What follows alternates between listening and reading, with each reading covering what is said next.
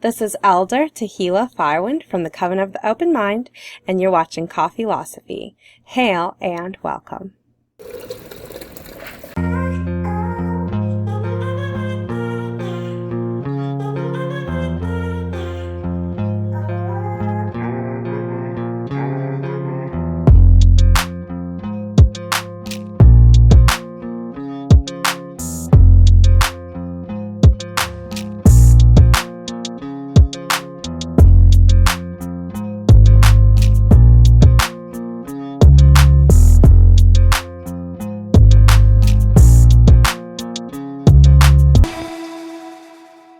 The topic this time is on death, life, and chaos, three really fundamental forces or energies that make up everything that physically exists, everything that metaphysically exists. These forces can also be used for magic. So a lot of people are curious how you tap into each of these different energy sources, what it means to use each one, and that is going to be what we cover here. So grab your coffee and let's get started.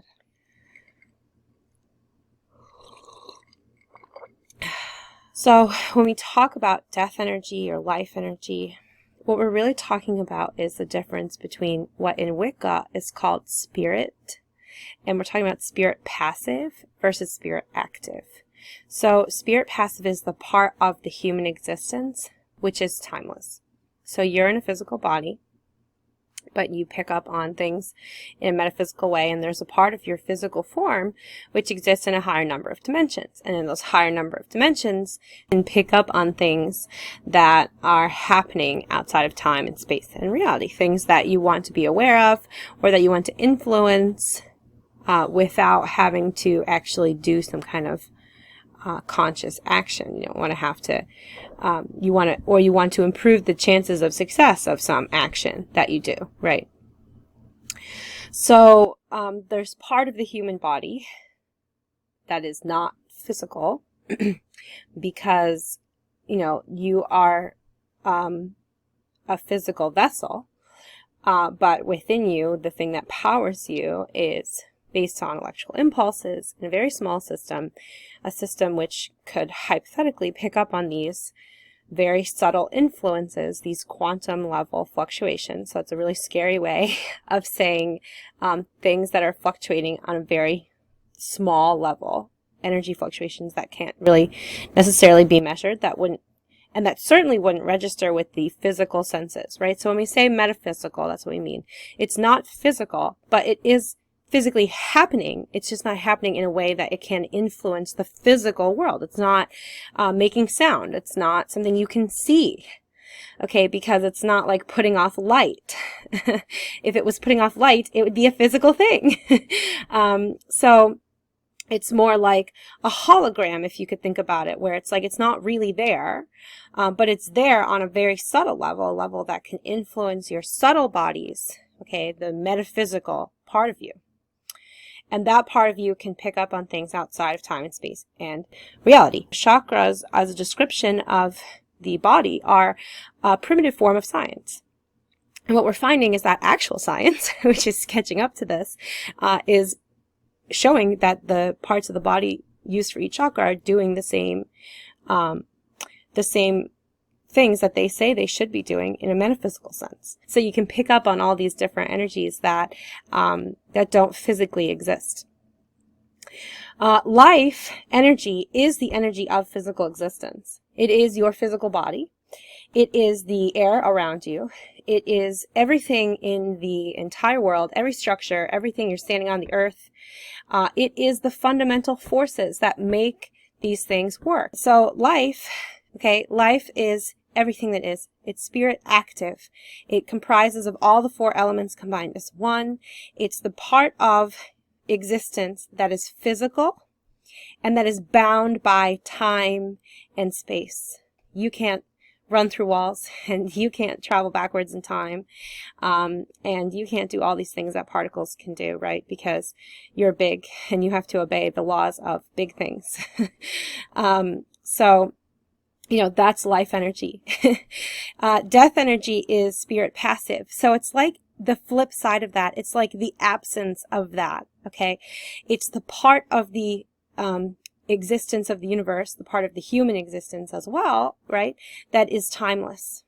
Okay, so you're talking about the fact that, even though things decay and turn into other things, they can't lose energy, and information in the universe is conserved, right? So you find that there's this like kind of big soupy mess, and that's what time really is like, and you can kind of tap into that soupy mess if you know what you're doing, right? And that is what death magic is focused on. And they view that soupy mess as being like a river, okay, like the river Styx. That's where that metaphor comes from. So chaos would be the force of everything in between. Chaos is what converts death into life and life into death. Chaos is the part of the human existence, of the physical world, that doesn't exist. Okay, chaos is everything in between. So we have this world where there are, infinite number of possible futures. And there's an infinite number of possible pasts, because once something happens in the past, the details are never 100% recalled correctly, especially as time goes on. So even the past and the future both kind of exist in a superposition state where there are many things that could be true, and all of them are in a sense true at the same time. But in another sense, only one of them is really ever going to be considered part of like objective reality. One thing is going to happen, and everyone is going to notice that and see that one thing. So it's not like, and we're not talking about different perceptions. Okay, we're saying two people, they're both sitting in cloud gazing, and both of them see a cloud. Okay, they might disagree about what that cloud looks like or what it resembles, but the cloud is there, so they're both seeing it. So what actually happens, the one state that the superposition of futures collapses into, is there's cloud in the sky. Okay, so it seems like a silly example. But essentially, we're talking about both in a discrete timeline, something that is determined and something that is probabilistic at the same time. And that doesn't make any sense, really. But chaos would be like all of those other timelines that don't actually happen, or the thing that decides which timeline actually happens. There is random chance in our universe, as Einstein once said, God doesn't play dice with the universe. Like, yes, he does, actually. And Einstein was just wrong about that. It sucks, but they found that out later, that, the decay of an atom is truly random. There are truly random things in our universe, but at the same time, those things act in an ordered way. So even though all the particles in the room you're sitting in could flow out the door into the room next to you, and then you'll be left like strangling to death. Okay, that could happen, but it never will, because there's an order built into the nature of the universe. And there's this really interesting relationship in science between like entropy and ordered action, and you see that same interesting dynamic between chaos and deity. So chaos is like life and death combined, okay, but chaos is only one half of the coin, and the other half of the coin is deity.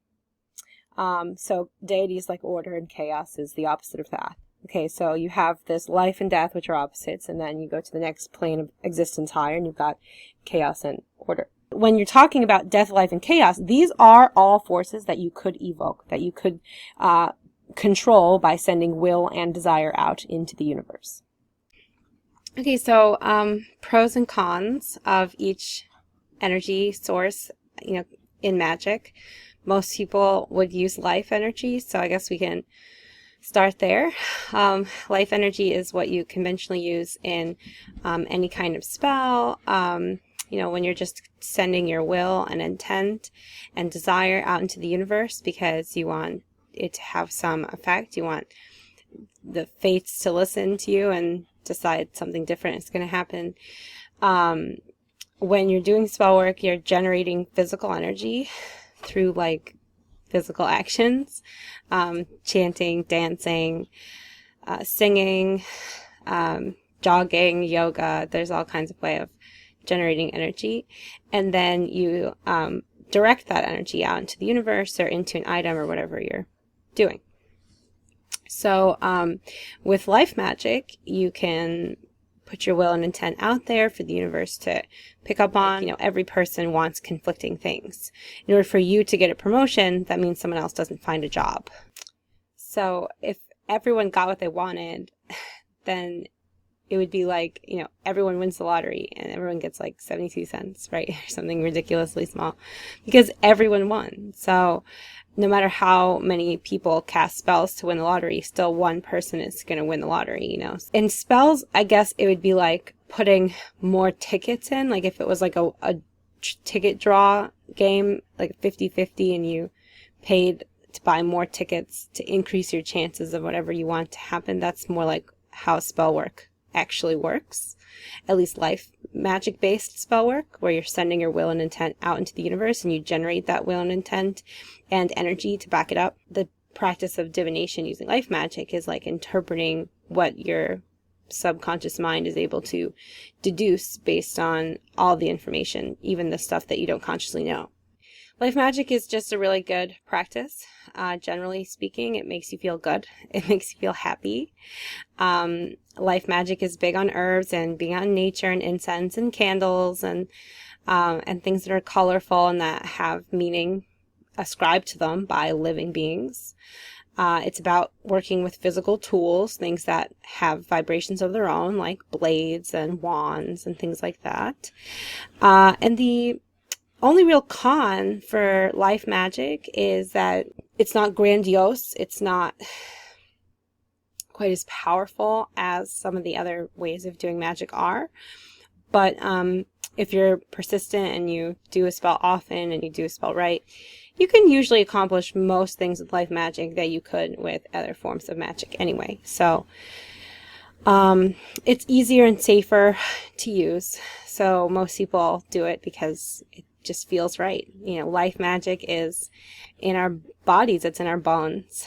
So we really, as humans, tend to enjoy doing life magic a lot, and a lot of people do it. A lot of people do it even intuitively. Now, death magic has some cons. It can be dangerous to do because anytime you start to talk about these metaphysical forces like spirit passive and chaos and deity, these are coming from higher levels of existence. It's all the same energy that we are experiencing physically, but it has more dimensions to it, and so it looks different in those dimensions. So for a 6 or 7 dimensional being, our world looks incredibly different. Our world would look like it's 2D for us. And so these forces, these energies, have consciousness of their own, and you have to contend with that consciousness in order to work with the force. So when you're working with death energy, you're basically, you're working with the consciousness of death, the collective unconscious that we all return to when we pass on. Okay, so it's very different. It's not like how people make it out to be when they talk about ghosts as being like separate entities. You can think about them that way, and it's not wrong. It's just not like the whole picture, really. Death energy is timeless and without form. So anything that happens over time, anything that requires a change over time, like even rolling a ball or moving a chair or something, slamming a door, all of those things would require some amount of understanding of time that ghosts just don't have because they're the opposite of time-bound beings. So most of the spooky movie Hollywood stuff is made up, but the energy is spooky. Like, it feels spooky, and it's cold. It's colder than life energy, so you can feel it physically. Because it is often so much colder than regular air, it can create drafts, and that can result in slamming doors. But you're not going to see like chairs moving across the room and stuff like that with ghosts. If you manifest the ghost, if you give it form through giving it some of your physical living energy, then it can manifest and kind of become like a blend between living and dead. And you can give it will.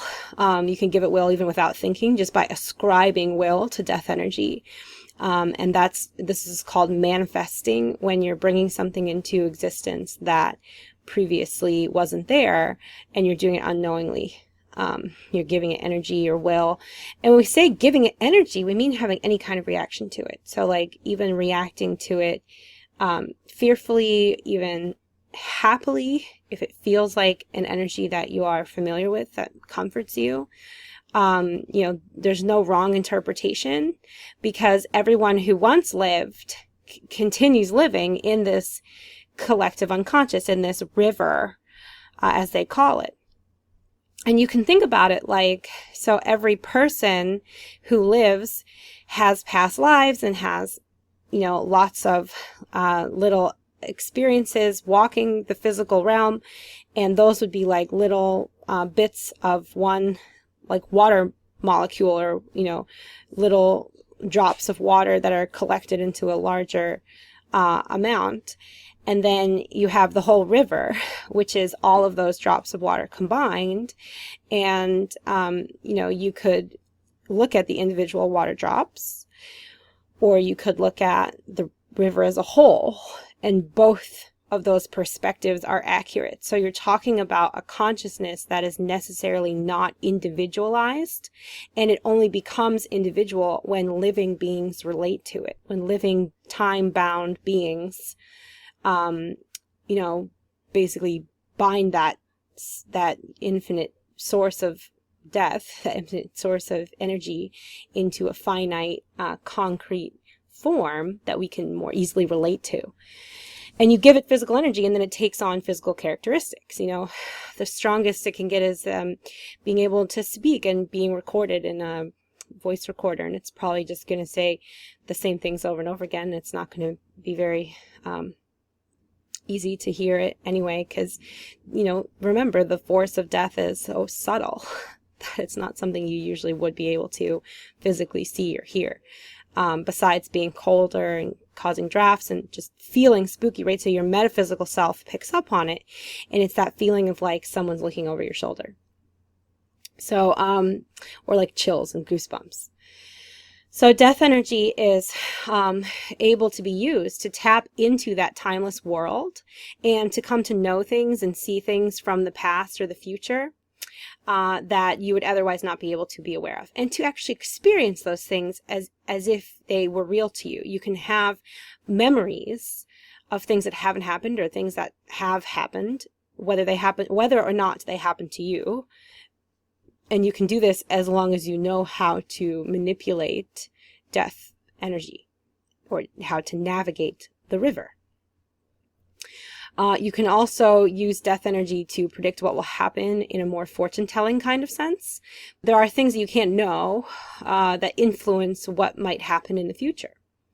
And the idea is that through timelessness, through death energy, you can come to have a slightly better sense of what might happen. So now you're talking not just knowing all the things that could happen and how to prepare for each, or how to help you just, navigate towards one or the other, which is all stuff you could learn through life divination. But with death-based energy divination, you can get a little more information on which one is most likely, and if you could pull skills and strengths from outside of your physical form, you could remember things that happened to other people as if they were real, and then those memories increase your abilities and increase your skills or your endurance or something like that.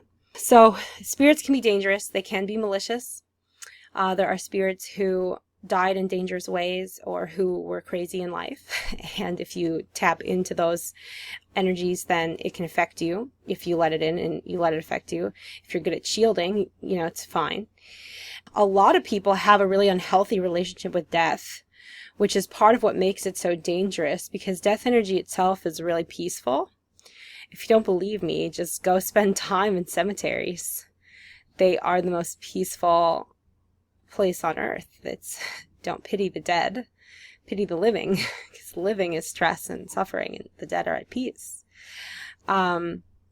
But if you are scared of death or you don't want to die, stuff like that, then you can have these emotional reactions that feed death energy. And people can actually feed these manifested forms of, basically ghosts enough that with enough different kinds of will that, 20 different unique wills combined into one ghost kind of forms a unique will. So you can create ghosts that get stuck places and that have weird archetypes and may not even reflect a person who actually lived there. Like they reflect maybe 5 different people actually lived there combined into one viewers. Weird things happen because it's all just about how humans perceive of time, which is elementary. Humans are not good at seeing the real nature of time. You can help people, though, because many people don't have a healthy relationship with death. And so when someone passes away, you can help them get peace or hear how they would say things. You can actually be possessed by spirits, by what is essentially aspects of the dead. And you can actually speak like they would have spoken and use similar phrasing and mannerisms that they would have used. And you can have conversations with living people that reassure them that their loved ones aren't gone. They're just a memory away, right? So that's death. For the pros and cons of chaos, chaos is very powerful. It's potent stuff, okay? You can do a lot of crazy stuff with chaos because chaos is both time-bound and not time-bound. And so it's like the thing that goes between these states. So when you are seeing manifested forms throwing shit around your house, then you're probably talking about chaos, okay, a demon. And demons are not all big, scary things. They don't have any more power over you than you give them. Same with ghosts or fae or anything else. They are dangerous if you let them in. So you have to just not react to them and not care about them. And then they'll go away, starve them.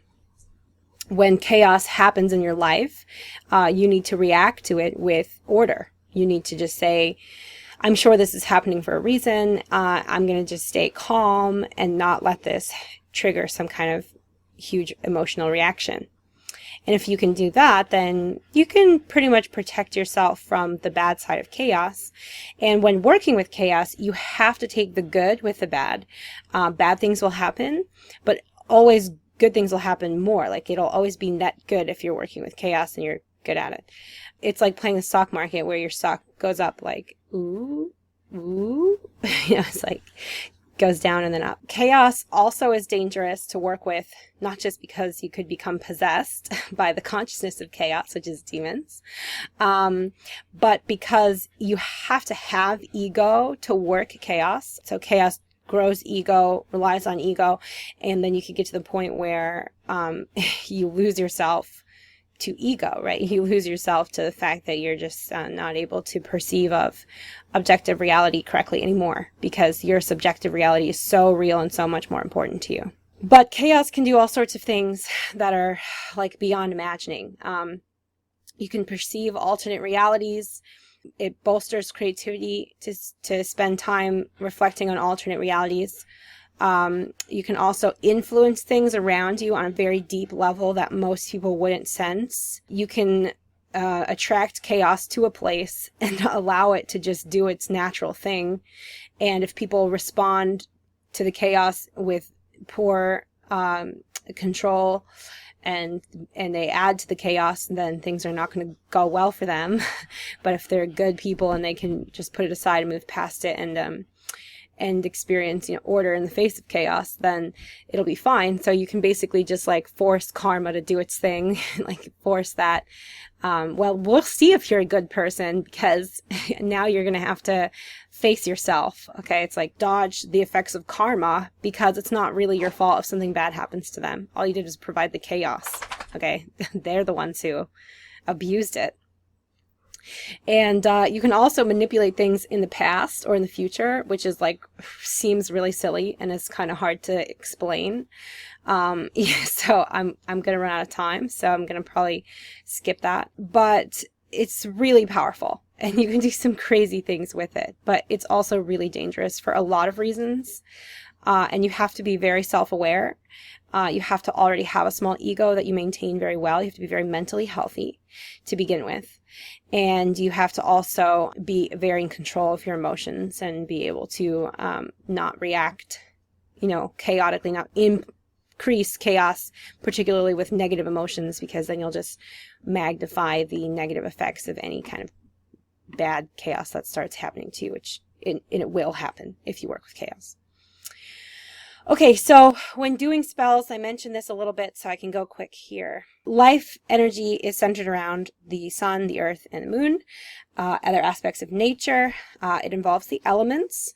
The Fae are these metaphysical beings that are not physical, but they're still made of life energy primarily, so they are the forces of nature, really, the elementals. And they're the consciousness of the elements, so that makes sense. Physical magic, like we said, uses physical tools, athames, crystals, things that have vibration of their own and generate energy. You send your energy out into the universe, and you often work with deity, bringing life and happy energy down into yourself, and that way you can improve yourself and the universe all at the same time. The kinds of things that you would use life energy for are blessings, shields, protection spells, any kind of banishing. You could use it for cursing, abundance and prosperity, magic, astrology, which is like how physical bodies physically affect us, right? So astrology. If you're using life energy for cursing, think of things like black candles and boiling cauldrons and puppets and things that manipulate physical energy, cause physical obstacles. Nothing more sinister than that. With death energy, you're centered around working with spirits, things that represent spirits that attract that dead energy or produce it, like skulls and remnants of the dead. I've also heard people say that you can use things that are future life, like fertilized chicken eggs and stuff like that. You can envision it as being like a river, and you tap into that river and come to understand and manipulate things through navigating that river, basically. So when you're doing death energy magic, energy is received into the self. It's also received into the area around you if you're summoning something. If you're using death energy the way you'd use life energy, where you're forcing a spirit to do some kind of magic that's outside of time, but you give it your will and your intent, that's a form of binding that you could do. And that would be to alter the universe in some fundamental way that maybe is beyond the scope of just doing it yourself. You can also invoke the energy of death and use it to help bring you knowledge and awareness of what's going to come and what happened in the past. And past life regression is technically a form of death energy. So death energy includes past life work, again, banishings. Curses are really good with death energy. It's really easy to screw someone when you're working with spirits who are themselves malicious, so you can attract malicious spirits. And you can actually use death energy pretty much for anything you'd use life energy for, but death energy is just naturally better at bringing loss and decay and suffering, because that's what death causes in real life, right? It's the same force. And life energy is better at bringing abundance and growth and that sort of thing, but you can use either to bring either, because there are aspects of waxing and waning within both of them. So for instance, the moon, when it's waxing full and waning, it's all still life energy. The only time the moon technically aligns with death is on the new moon. Chaos spell work centered around non-thinking. There's no tools that you can use, no structures. Maybe you could take a certain pose with your body, or maybe hum something just to get yourself into a state of non-thinking. But then you pretty much have to have no thoughts, because you're working with a force that doesn't exist. The only way to interact with a force that doesn't exist is to not think or have impulses that exist, right? So you don't use tools. You might use sigils. Sigils are symbols that you can design, and then if you're using them for chaos magic, then every so often you'd have a an intense emotion of some kind, happiness, ecstasy, orgasm, and you would allow that symbol to pop up, and otherwise you would just forget about it. So chaos magic works by being like, this is what I want, and then forget about it. And then eventually it happens.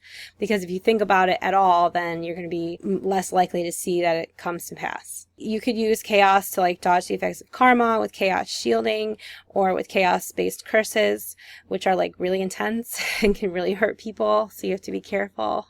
Okay. You can also hurt yourself very easily doing chaos magic.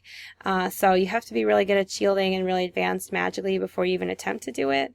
So just keep that in mind. Someone told me that one of the things they would find very useful is hearing when they might accidentally be working with the different energies. How you can know if there's death energy around you, and you do have some amount of death within you, some more than others. And the people who are like, I'm dead inside, they actually usually respond very well to necromancy, and it helps them feel better about their regular lives to be able to connect with the dead that way. But you can know if death energy is surrounding you because you get this like cold, chilly air vibe. It can cause shudders or goosebumps or something like just all of a sudden, even if you're not cold, and you feel like someone is watching, and then you might start to have hallucinations of like seeing a person who is just in your memory, but your mind's eye is inventing an image of them, or you might start to hear voices. Again, it's like usually the kinds of things that are really just in your mind's eyes and ears, and you're just interpreting the energy of the space and remembering things that are outside of your physical existence, what you encompass. If you're working with death energy, like probably seeing and hearing ghosts a lot, you're probably a medium, you're the kind of person that likes to go to places where things are old and decaying, and just hang out there and feel the energy of the space. If you do like past life work a lot as well, or you have very vivid memories from your past lives, then all of that would probably be a sign that you're meant to work with death energy, or that you already work with it unknowingly. If you are unknowingly working with chaos, okay, things are breaking around you. Like you walk by the streetlight, it goes out. You walk past the counter, something falls. People are going to mistake it for clumsiness, but you're not even touching these things, and they just don't want to believe you. Accidents will happen right behind you on the highway, and you'll be fine, but right behind you, some guy drove off the road and flipped over, and there's 5 cars piled up. That kind of thing. It's crazy. If you're unknowingly manifesting chaotic beings, then they'll feel sinister, and you'll feel like you're in danger. You'll start to have very dark thoughts and impulses. You'll want to do things that don't make sense and that increase the lack of sense in the world. You might have more intense emotional reactions to things. And as a way of coping with this intensified emotion and with the intensified amount of dark feelings and impulses, a lot of people are driven toward habits that help them cope, like addictions to food, to alcohol. Alcohol is very common because it lowers your inhibition, which helps the chaos in and fuels the chaos more. It's like alcohol is like chaos fuel. That's how you would know if you're working with it unknowingly. Most people do not feed chaos enough for it to form into demons and hurt them in some way. Most people are not living under oppression from some other person who cursed them one time and now this person's life is over. That's not really even how curses work. It's more common than people think, but it's not like there's a demon lurking in every shadow. Every dark thought you have is not filled with demons. Okay. So for Q&As, I had people prepare questions on our Discord server. Our Discord channel is called the Open-Minded Crossroads. It's open to the public. You can find out how to join on our website. If you go on there, I do post every week. We have discussions on these kinds of topics, and I ask people for what they want me to talk about and what kinds of questions they have. So here are the questions for this video. Is there any reason why you should not work with all 3 forces? Not really. You could work with any amount of these things. You could do So most of the people that work with life magic, and this kind of goes into the next question too, which asks like, do people interact better with those who work with the same energies? Like, are life and death magic people compatible? And I'd say that they definitely can get along just fine. It does make a difference and affect the dynamic if people are really different, like work with different energies. Like someone who's really big on life energy and deity and order, it's just not going to like a chaotic person that's constantly moving stuff around or showing up late. Some people can live with a lot of chaos in their house, and other people, it makes them go crazy. So they might not like live well together, but you can get along with anyone who works with any energy source, and there's no reason why you couldn't work with all three of them. Most people will work with life energy. It's very intuitive. It feels good. It brings good things into your life only, and it helps you just be a good person. And so life magic is really common. And then some people work with death too, like around Samhain, and they honor the dead and they take time out of their year to do that. And some people have daily rituals for their ancestors too. It depends on the culture. But so most people work with life and death. Very few people work with chaos. Most of the people who are getting themselves in trouble with chaos are doing it unknowingly. And chaos and death are just things that are omnipresent in our world. So whether you believe in them or want to work with them, you will probably at some point interact with them. So you should know a little bit about them. But yeah, you could work with all three. So this question says, do spirits sap some of your life energy when you summon them from the dead? And they do. If you're working with the dead, then you are exchanging some of your life for some of their death, and the same with chaos, which is why the chaos builds the ego, and it's why working with spirits of the dead brings a sense of timelessness into your consciousness, because you're exchanging energies. And you have to recharge. You have to eat and come back down to earth and ground in order to be healthy. Otherwise, it can start to hurt you over time. So yes, so when you're working with these energies, you give some of your energy up in exchange for getting some of that energy or redirecting some of that energy. Finally, someone said, how do you know which energy you're meant to work with? You have to just know. I mean, if you're a chaotic person and you like chaos and you thrive on stress and you handle stressful situations well, probably you're going to be okay to work with chaos. If you're not that kind of person and you're not intense and you're not high strung, just stay away from chaos. It's not worth it. Death energy you can work with as long as you have a good relationship with the idea of death, as long as you have a good relationship with past relatives who've died or remembering the past, and you're not scared of the spookiness of the energy, then you can work with death. Most people will work with life energy. Life energy is what you use mostly for like mundane things. Like, I want this person to like me. I want this job. I want to be healthier. I want to eat right. You know, all of these things are life energy type things. When you're working with death or chaos, usually it's stuff that's of a higher significance to the overall picture, whether it's of your life or of the universe or what. Okay. The more mundane day-to-day things, that's what you use life for. So if you're the kind of person who just wants to improve your life this time around, this life, then life energy is what you should work with and concentrate on. But like I said, there's no reason why you can't work with all three. Experiment and just see what energies resonate the best with you. So that's our whole video this time. I hope this gave you a good perspective on what these different energies are and how to use them in magic. It's just an overview. If you guys have any feedback or questions or further discussion, please put it in the comments. Join our Crossroads and I can talk to you there. And otherwise, then, from everyone here at the Coven of the Open Mind, blessed be.